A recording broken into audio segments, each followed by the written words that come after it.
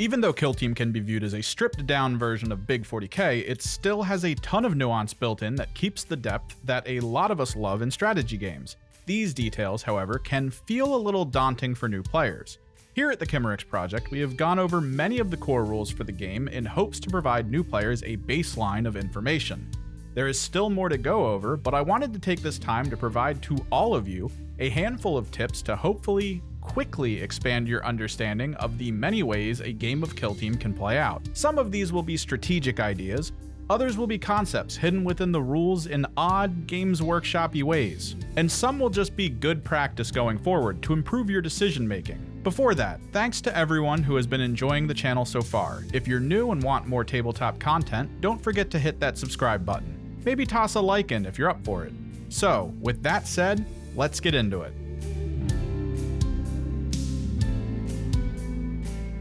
Number 1. Determine the terrain rules before starting. Kill Team normally isn't played on an open field. The kill zone holds just as much value as the teams that will be used during the match. Before even deploying units, it is important to ascertain everything they will be interacting with.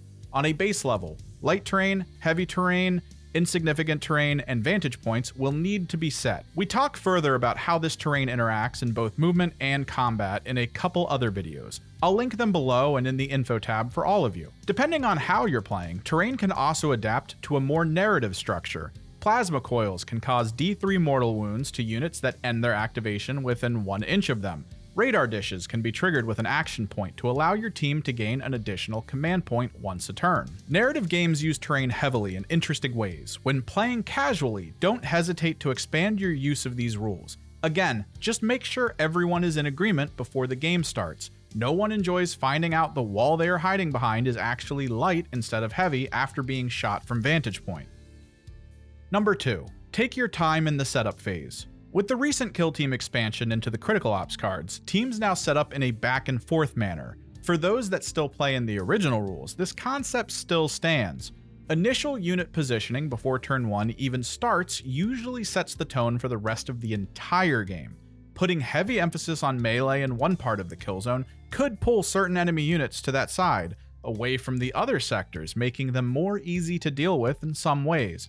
Placing most of your impactful units on one side could cause your opponent to abandon it completely in hopes to gain better positioning over the course of the game without losing too many operatives. Placing units in dangerous spots could bait enemy deployment or even first turn movement into positions that can end up being traps in your favor. Matchup experience will play into this heavily. Knowing enemy threat ranges and abilities will allow you to make these calls a bit more easily.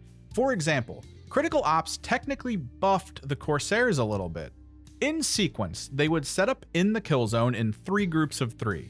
This would allow a Corsair player to set up the first group in a way that could force the opponent to change their setup to something more negative for their early gameplay. Placing 2 big units in forward positions in the open with engage orders will force the enemy team to have to adjust to the potential that this could be what turn 1 will play like. No one wants a Starstorm duelist in their face in turn 1 ripping down their units. But if the enemy then perfectly sets up to counter it, at a sacrifice of positioning while also having units in engage that should probably be in conceal, the Corsairs can then spend a command point on 1 step ahead after the initiative rolls are made. These 2 units are then picked up and placed elsewhere with new orders set. Counterplay through positioning before turn 1 even begins. Not all teams have this level of setup play. Wormblade can have 2 units in reserve, Hyrotech can have 1. Some teams like the Phobos can have many units move before turn 1 starts. Again, matchup knowledge is key here. It will take some time, so don't worry if you don't fully get all of it right away. Number 3. Measure and mark before moving. This is more of a habit to get into. I've been trying to push this for myself as well. Know that it isn't against the rules to measure anything before actions are taken. Doing so will allow you to make an assessment as to the value of any action taken. And if you need to visualize any stage of a move, placing dice along the path can help with this. The benefit to this method is that the source of the move doesn't change until you lock in the action you actually want to take. This means you won't have to try and put the unit back in its original position, causing possible arguments over whether or not it was exactly where you returned it to. There is a reverse concept to this. Let me give you an example. My opponent has a unit with a frag grenade just beyond a mission point. That unit has not activated yet. I would ask about the unit's move characteristic, as well as its action points it can use, as well as other potentials to increase its overall distance moved, such as gaining action points or abilities that allow free movements. Using this information, I could pre-measure the move distance as well as the grenade range, allowing me to know the distance I could move a concealed unit into other cover without risk of being attacked. Measuring and marking can be an extremely powerful tool in your decision-making process. Don't underestimate it. Number 4, ABA, or always be asking. Hopefully your opponent isn't a complete asshole and understands that most people would prefer intel over going into the unknown.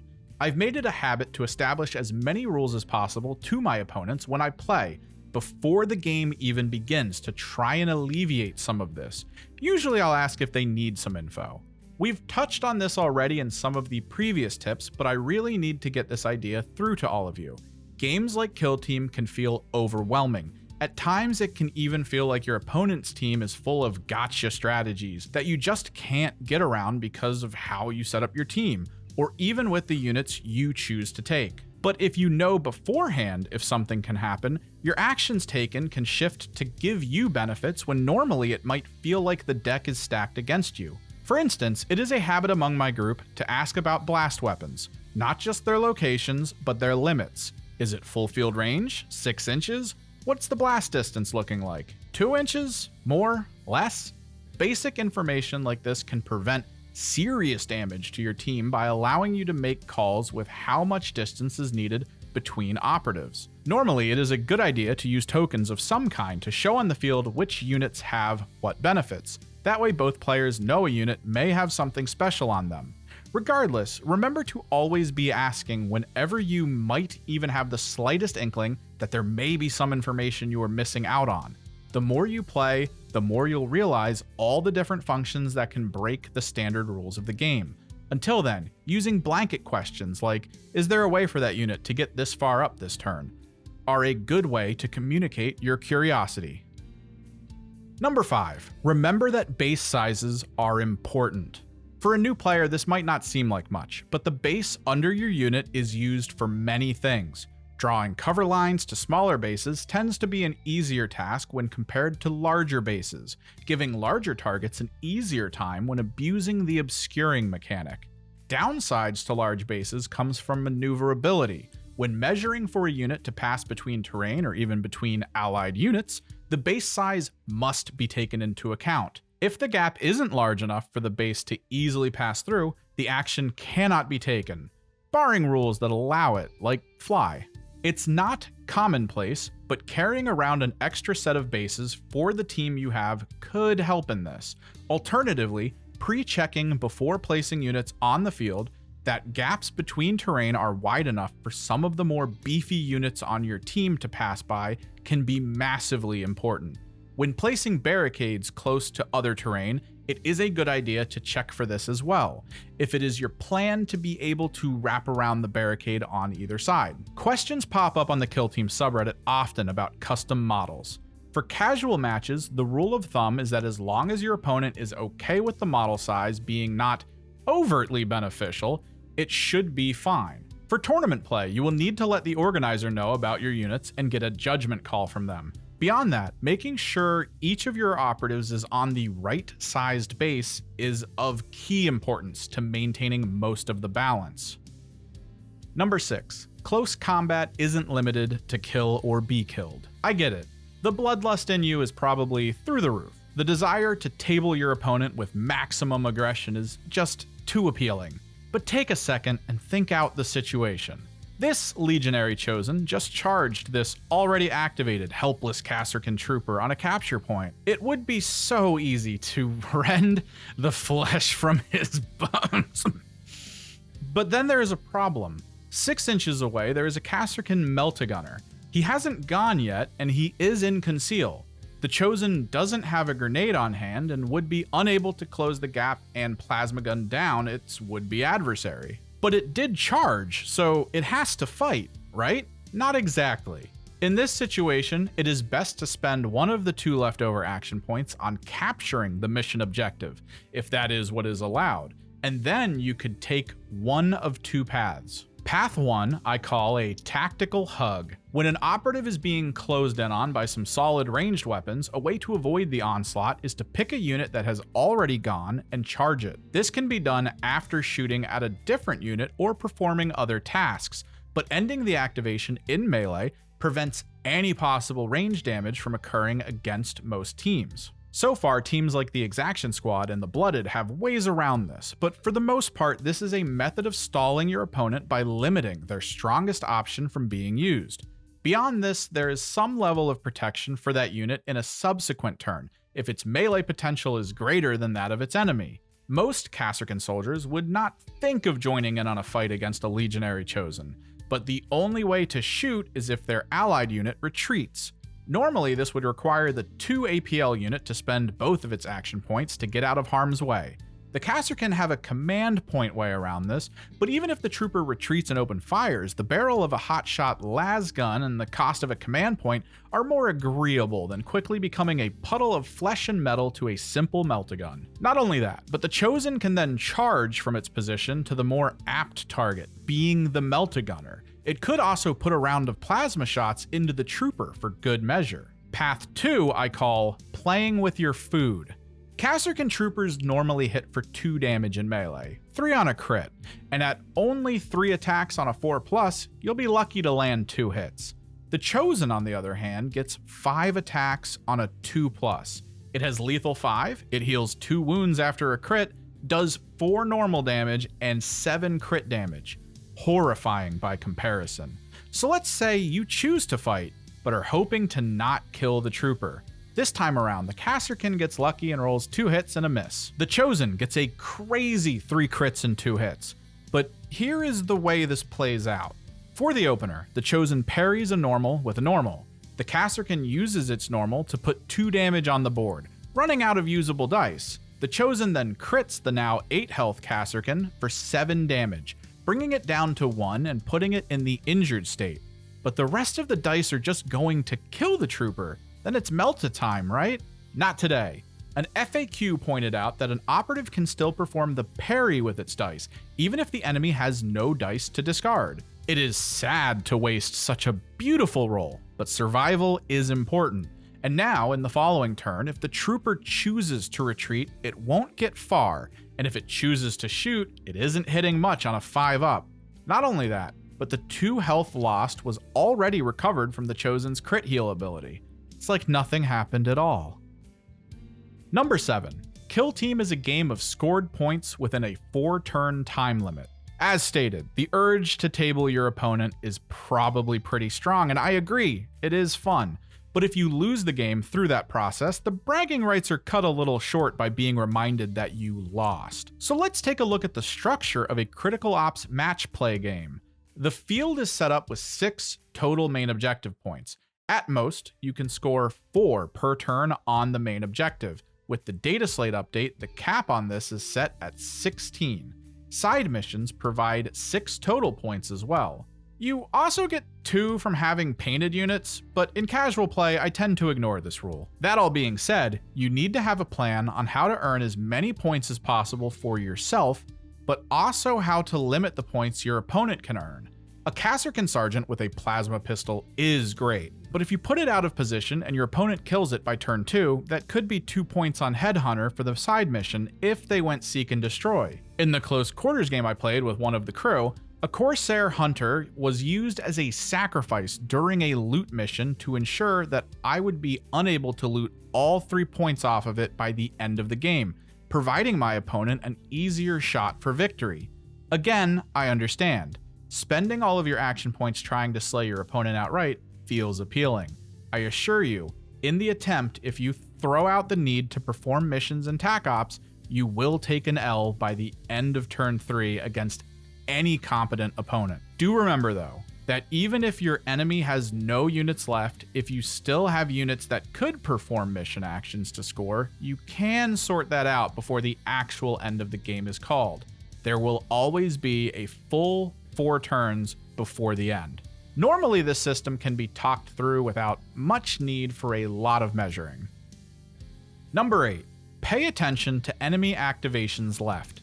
This has a few purposes. First and foremost, it is good to know how much more potential the enemy has on the field for scoring points or getting kills.